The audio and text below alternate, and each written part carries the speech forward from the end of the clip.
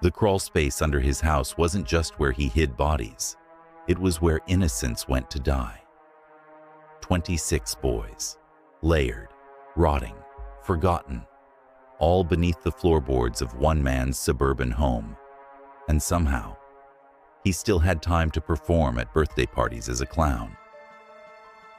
He was the neighbor who brought you beer, the volunteer who ran community fundraisers, the smiling clown who painted children's faces. And at night, he hunted boys. This isn't a story about madness. It's a story about a mask, smiling on the outside, rotting underneath, and a crawl space that became a graveyard. There's one piece of evidence investigators never released publicly, until decades later. We'll show you exactly what it was and what it means by the end. John Wayne Gacy was born on March 17, 1942. From the moment he could speak, his father made sure he felt like a disappointment. An alcoholic and World War II vet, John Stanley Gacy ruled the home with fists and slurs. You're dumb. You're weak. You'll never be a man. When Gacy was 4, he was beaten for moving a set of engine parts. At 11, a swing struck his temple, causing seizures and blackouts that plagued him for years. Worse, a family friend molested him around the same age. Gacy never told a soul. He was terrified of being blamed, or worse, called a sissy again. His mother tried to protect him, but her love only deepened his father's hatred. "Mama's boy," his father growled. "You'll grow up queer." He desperately wanted approval, but all he got was shame. Despite the violence at home, Gacy grew up charismatic. He wore charm like a second skin. He joined the Boy Scouts, ran school events, took part-time jobs. But inside, something was splintering. In 1964, he married, tried to build a normal life, but it wouldn't last. 4 years later, he was convicted of sodomy. He had lured a teenage boy into his basement and assaulted him. He served only 18 months. When he got out, he returned to Chicago. And that's when the mask truly took shape. He opened a construction company, PDM Contractors. He hired young men, often runaways. He threw barbecues, hosted politicians, and was even photographed with First Lady Rosalind Carter. He also created a clown persona, Pogo the Clown.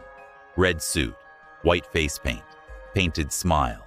He performed at parades, children's hospitals, birthday parties.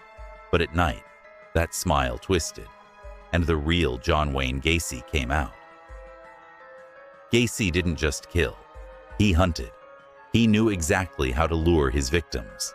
Some were offered jobs, others were enticed with beer, marijuana, or a warm meal, and some simply trusted him. The handcuff trick became his signature move. He'd say, "Let me show you a magic trick." Slip the cuffs on himself, escape easily. Then, "Now you try." Once they clicked around the boy's wrists, the room changed. He would smile, cold, final. "The trick," he whispered, "is you have to have the key." By then, it was too late. Once restrained, Gacy subjected his victims to torture, rape, and humiliation. Some were suffocated with cloth, others strangled with a rope tourniquet he called the rope trick. He'd twist the rope tighter and tighter, sometimes while dressed as a clown. After death, the bodies were stored under his bed for hours, sometimes days. Then, he'd crawl into the space beneath his home and bury them. He poured quicklime to mask the stench, layered body after body. 26 victims decomposed beneath his house. 3 more were buried elsewhere on the property. 4 were dumped in the Des Plaines River. By 1978, his crawl space was full, but his hunger wasn't. December 11th, 1978. 15-year-old Robert Peast tells his mother he's going to speak with a contractor about a job. He never comes home. His mother panics. She doesn't wait. She calls the police immediately, names the man her son spoke with, John Wayne Gacy. Police begin investigating. At first, Gacy is dismissive, smug, arrogant. But detectives dig deeper. They find his 1968 sodomy conviction. They uncover a pattern of missing boys tied to his business. Soon, Gacy is under 24-hour surveillance, and slowly, he unravels. At first, he tries to charm the officers, invites them to dinner, offers them drinks. He jokes, "You guys are going to follow me forever?" But then the cracks show. He starts drinking heavily, driving recklessly, talking about death. He visits friends, whispering dark confessions. "I've done terrible things. They're going to kill me." On December 20th, 1978, after a long night of drinking, Gacy tells his attorneys, "I killed over 30 people. Some are under my house." The next day, police return with a second search warrant. They tear open the crawl space. The first body is found within minutes. It takes a week to excavate the crawl space. Day after day, more bodies. Bones stacked like cordwood, some still in clothing, one with a rosary. Police officers vomit from the smell. Neighbors gather outside, crying, angry, horrified. How could the man who led parades, who played with their kids, be this?